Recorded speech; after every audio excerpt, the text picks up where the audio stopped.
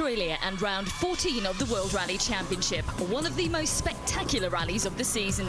It's a unique event where the jumps are huge, the gravel is like ball bearings, and the trees line the roads waiting for any unsuspecting drivers.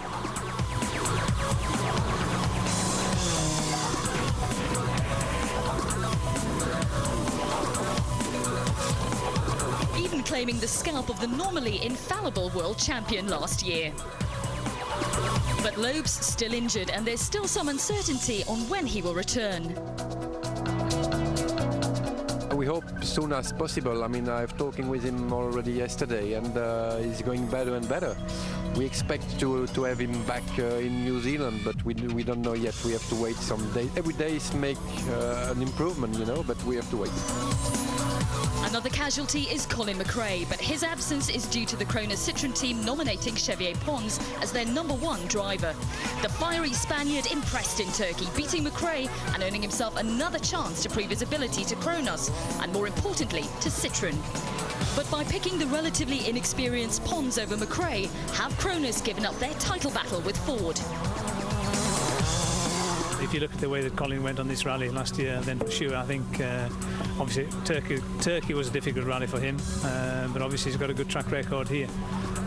But at the end of the day, you know, okay, we are 8 points in the lead. We know that we are second now, 8 points behind Ford, but everything can happen. This is a difficult rally. There is only 10 cars on the start, so we are here to catch the most points we can do, and we will see. The teams had their first chance of running the cars at Gloucester Park on Wednesday night, and it was also the first chance for the spectators to see the Citroëns in their new red liveries. Danny Sordo retains the second seat, but he will be up against it, as this is his first time on the tricky Australian gravel. But the man of the moment is definitely Marcus Gronholm. All eyes are firmly placed on the big Finn, who is now 25 points behind the absent Loeb with 3 rallies to go. He needs to continue his winning ways. It's not easy with the ball bearing and slippery conditions, especially for the first cars. So it's not so easy. It's a quick rally, very, very fast between trees, and the notes has to be exact and correct. So it's okay, but I know this rally quite well, so it should be fine. Ford 1-2 in Turkey saw them turn a 7-point deficit into an 8-point lead over rivals Kronos in the manufacturer's title race. They are now favourites, but will need another steady drive from their #2, Mikko Hirvonen. For Subaru, Turkey saw big improvements in performance as Petter Solberg proved competitive again until a rock ended his challenge. Loeb will be hoping he can replicate that form here in Australia. Then send me a message on the phone in Turkey, you know, keep on pushing now, you know, help me. So, but I still think we have a lot of work to do before we can get back on the top properly. But of course I'm going to try, and we have to take it from there. Here's a reminder of the task ahead for Gronholm. He's 25 points behind Loeb, and he cannot afford to finish lower than 3rd if he is to maintain his title challenge. And in the manufacturers, Ford have that 8-point advantage over Citroën. Perth is on the west coast of Australia and hosts its last ever rally after 19 years of participation in the WRC. Day 1 and 2 take place to the south of the city. The rally finishes out to the west, giving the rally a total.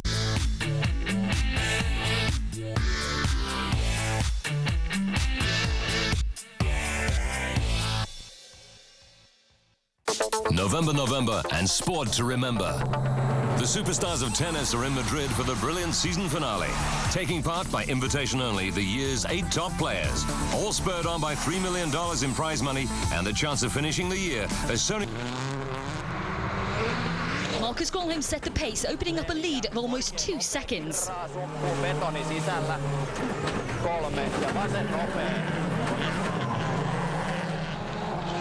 His teammate Mikko Hirvonen made it a Ford 1-2, pinching second from Petter Solberg. But it was disappointment for the home fans as local boy Chris Atkinson could only manage a lowly 9th.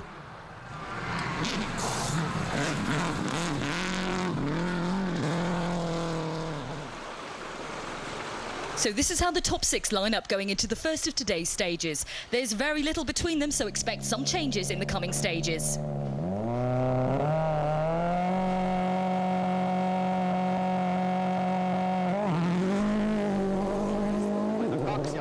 Marcus Gronholm is first on the stage and he will be sweeping away the ball-bearing gravel, losing him both grip and time. It's a difficult situation for the former world champion as he desperately needs to win here to keep his championship hopes alive. The big Finn is never one to hold back and he knows these stages better than most. 620. Vasen eri jouhee, 5 ja oikein hidas kirraa kivi sisällä lopussa. Kokonaan pois. 5 ja vasen eri älä. Oikein nopea sumppuu kivi sisällä 7. Vasen hidas kirraa. But that rock's knocked him offline and Gronholm's rolled. This is a disaster. The car's stuck on its side. Mitä se on? Se on tulilasipesulaista. If you look at the replay, you can clearly see how the car bounces offline and onto the slippery gravel. He just slides off the road. Gronholm's hemorrhaging time here, and there are no spectators, so he and Timo are going to have to right the car on their own. Back at the start, Gronholm's teammate Mikko Hirvonen starts the stage, blissfully unaware of the drama ahead. He's on his way to the stricken Gronholm. Huomio, huomio, pikku nyppely, vasen liukas jarru 5, oikein hidas tiukka, sisältä aja. 4, vasen nopee, pidä. 4, oikein tosi hidas, mene sisältä, käännä. 7, vasen tosi There he passes Gronholm and he will now know that Ford's hopes rest firmly with him.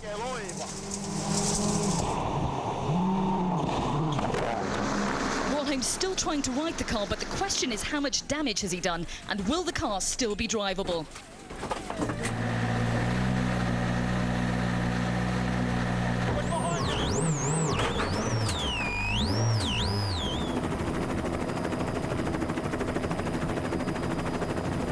He does get going, but he's lost a huge amount of time.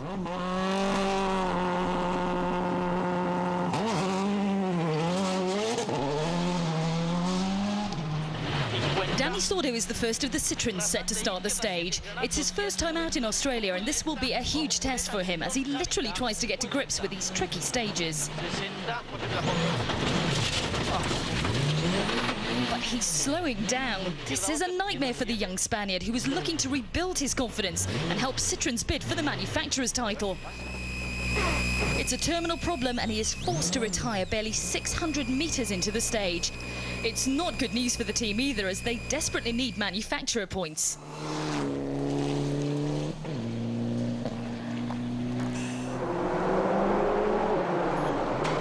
We're back with Hirvonen now, who's going to set the first time of the day. The young Finn has taken over Gronholm's road sweeping duties for the last 10 kilometres of the stage, so his time will have suffered as a result. 120, maali, pikku nyppy, pitkä vasen loiva. It's not bad considering he will be shaken by the loss of Gronholm. He went off, not far from the start, maybe 3 kilometers, and he was off. Can't believe it, and it was so slippy. I was close to go off myself a few times and hit stones. It's very difficult to be now first car on the road. Petter Solberg is also in the stage now and he will be catching Gronholm. Extra long, opens extra long, 18. So 2 left minus, tightens 1. There's Gronholm's car still stationary. Petter's surely going to be thinking that this could finally be his chance to win a rally after what must seem like an eternity. He hasn't won a rally since Rally GB last year. Back with Gronholm now, and his car doesn't seem to be handling too badly. But look at the dust that's coming into the car. That's going to make life miserable for both driver and co-driver as they desperately try to finish the stage. And that's more time lost. This really has been the worst possible start for the Finns. Petter Solberg is approaching the finish line. The time to beat so far is that of Mikko Hirvonen. Slide right over long crest and 6 left plus. Over crest, extra long, opens to gate. He beats Hirvonen by 1 second, which is enough to see him past Ford's number 2. Yeah.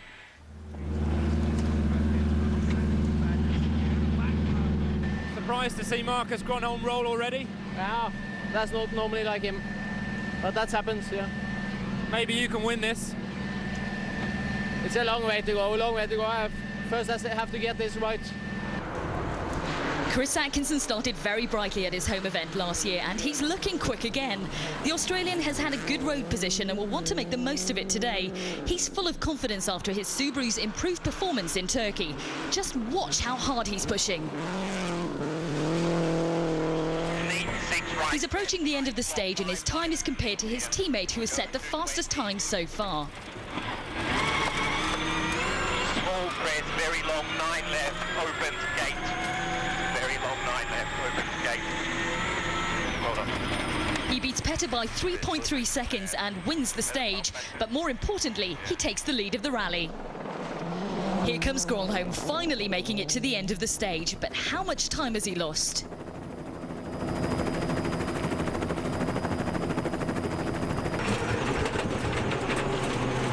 It's not looking good.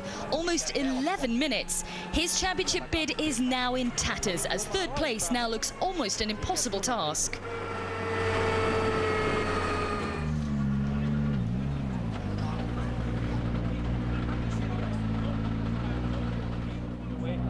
Marcus, complete disaster. What happened?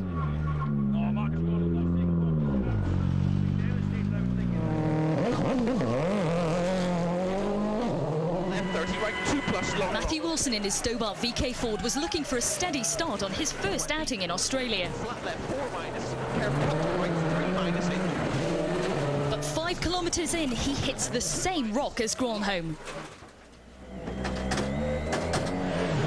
It's broken, is it? Unlike Gronholm, he's unable to continue, having broken the steering. I think the note was a little bit ambitious, and we've just sort of come in a bit too hot, and we've just had to try and nibble a little bit more, but unfortunately we've hit the same rock that I think Marcus has, but we haven't rolled, but we've broke the steering, so it's a bit of a disaster really. So after a traumatic first stage of the day, it's the local boy Chris Atkinson who leads the rally, with Petter Solberg just 0.8 of a second behind him. Ford's Mikko Hirvonen is third, just 1.6 seconds behind Petter. With the WRC cars falling like flies, another local in a PWRC car is 8th overall. Marcus Gronholm has 4 stages to go before service. Can he make it?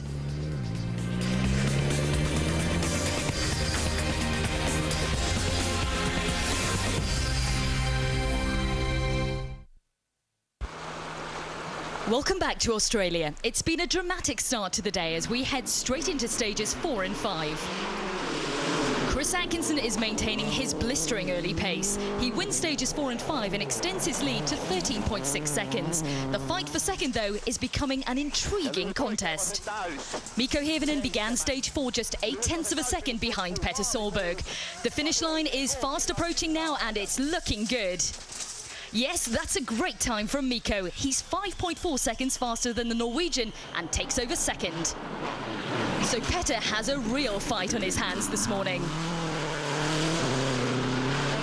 After all the recent problems for the Subaru Impreza, the car certainly appears to be back to its best in Australia. And now on to stage 5, Solberg is giving his all to reclaim the position. He beats Hirvonen through here and is now just 1.5 seconds behind. So it's all looking good for Petter Solberg, but older brother Henning is not quite on the pace of the front runners today. He's currently 6th and pushing hard here on stage 4. A lucky escape there for Henning, and a reminder of how easily this demanding event can catch you out. Solberg is still 25 seconds behind Manfred Stoll after stage 5. Chevy Pons is now the only remaining Kroner Citra driver following Danny Sordo's retirement, so the Spaniard has the added pressure of securing a good haul of points for his team to keep their fading championship hopes alive. Chevy beats Manfred Stoll by 5 seconds to move into 4th after stage 4. With Wilson already out, Stobart Ford's hopes now rest on Luis Perez Companct's shoulders. But the day is showing no sign of improving for the team. This roll causes irreparable damage to the car, and that's the end of his day.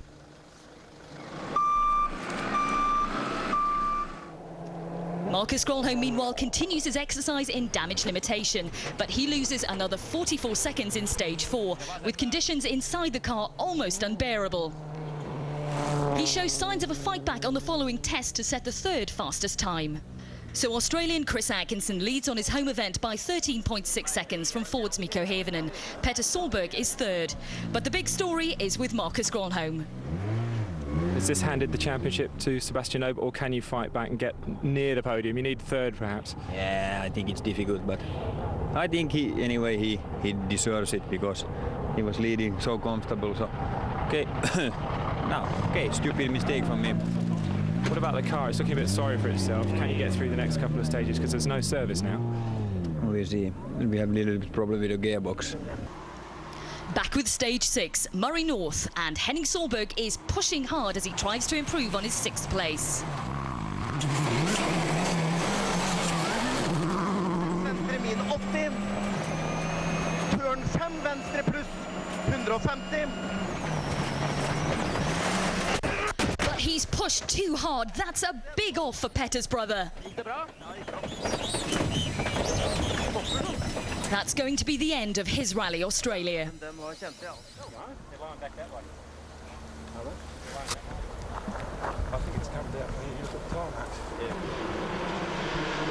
Chris Atkinson seems to be enjoying his rally. The local hero leads by almost 14 seconds going into this stage. Then, narrow 6 left, minus 30. 8 right, minus then. But that's not what he wants. He's off. Now there's smoke coming from the car and the crew are going to have to try and put the fire out. This is a nightmare for the Australian as his dreams of his first win on his home event are literally going up in flames in front of his eyes. Don't get too close to him if it ignites. Just slid a bit wide on a left-hand corner after just coming a little too fast for right hand, and just got stuck in some soft dirt on the outside.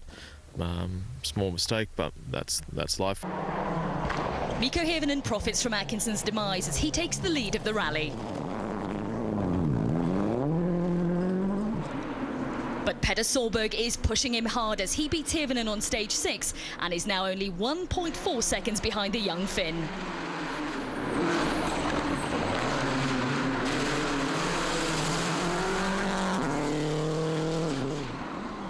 Manfred Stoll is also making the most of other people's misfortunes. He's struggling to keep the car on the road. He does finish the stage and is now 4th overall. So now it's Mikko Hirvonen who leads the rally, with Petter Solberg just 1.4 seconds behind him.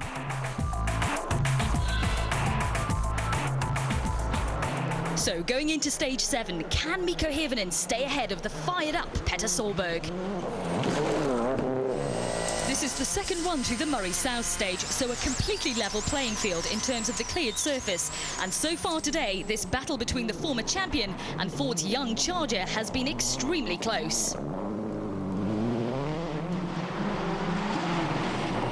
Joining Solberg then, and once again the Norwegian is totally committed. It's been over a year since his last win, and Petter is desperate to get back on the podium's top step. Rapidly closing on the finish line now, remember, with only 1.4 seconds between them going into this stage.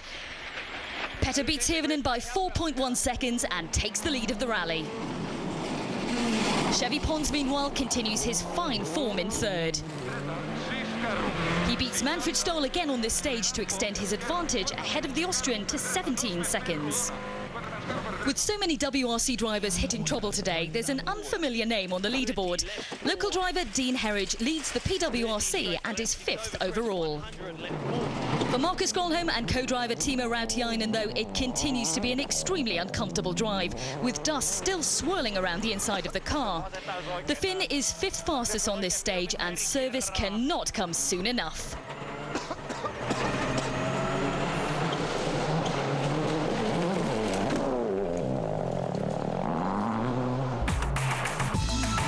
So after stage 7, Petter Solberg now leads Rally Australia by 2.7 seconds from Mikko Hirvonen. Chevy Pons is 3rd in his Citroën and Manfred Stoll is 4th for OMV Peugeot.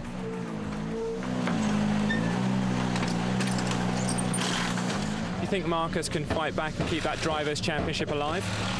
We've done calculations. At the moment, he can. We feel he can quite comfortably get back to 5th overall. But to be in obviously any chance of the championship, then he has to finish 3rd. And in real terms, on pace, that's looking very difficult.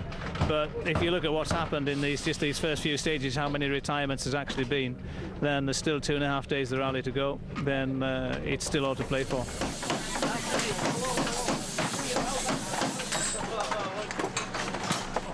Do you think that's handed Sebastian Loeb the driver's title now? It's never finished. We have only made 23% of the rally. So if you saw this morning, incredible, like you say, everything can happen. Gronholm makes it out of service, but can he resurrect his title chances with a famous finish charge?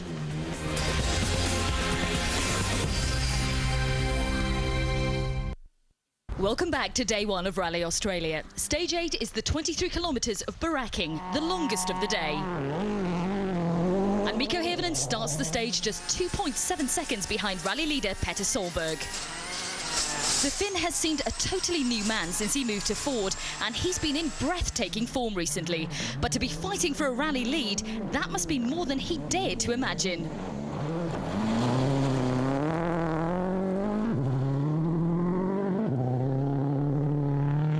And Petter, of course, is determined to keep him at bay.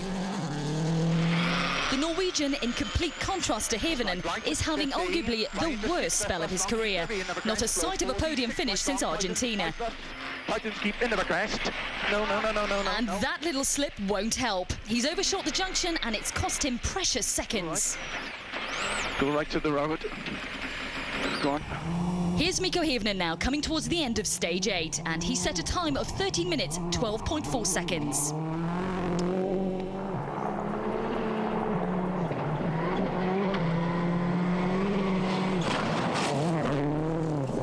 Petter has to ensure that he's less than 2.6 seconds slower to keep his lead, and that overshoot will make it really tough for the Subaru man.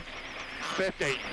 But he rises to the challenge. He's 1.4 seconds slower than Hirvonen, but holds his position, albeit now just 1.3 seconds ahead overall. As for Marcus Gronholm, he's on a mission. He won that stage, beating teammate Hirvonen, who was second fastest by nearly 7 seconds. Even so, he's still down in 28th place overall.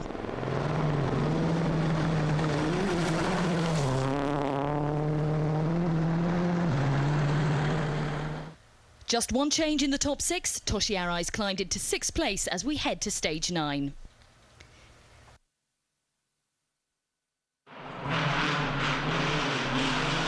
Petter Solberg will be wanting to fight back after having lost time to his rival for the rally lead on the previous stage. 3 opens 40. 5 right. But he's struggling to see with all this dust. Opens extra long. Opens extra long. He's having to stop to let the dust settle. To keep left over 180. How frustrated he must be. Sitting in that Impreza, powerless. Yep. He drops a chunk of time, and that must be it for him. He lost visibility, and he then lost the lead. Hirvonen is a full 27 seconds faster than Solberg, and with that he takes first place, with a rally lead of nearly 26 seconds. Mikko's never won a rally, but he must sense his dreams coming suddenly within reach.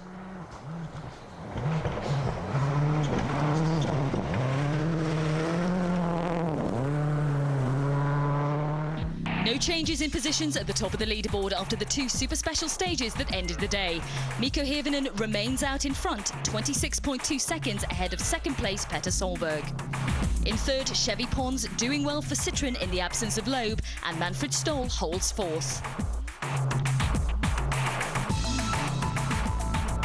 First position is good for the team and for me. But on the last stage, it's crazy because there are a lot of dust in the stage. It's very dangerous. It's not possible to drive in these conditions. But okay, I'm happy because it's third. It's a good result. But the last stage, it's not good. Petter, a mixed day for you, but you really did show your speed. Yeah, it's okay. This morning I was not so happy. This afternoon things worked much better. We did a big change with the setup in the service, so then things worked well actually. Miko, how does it feel to be leading at the end of day one? Well, of course, it feels good, but it was a strange day. So much happened, and okay, we didn't have any mistakes, any problems, so I think that's the reason we were leading. Join us tomorrow for day 2 of Rally Australia and keep up to date with the latest news on WRC.com.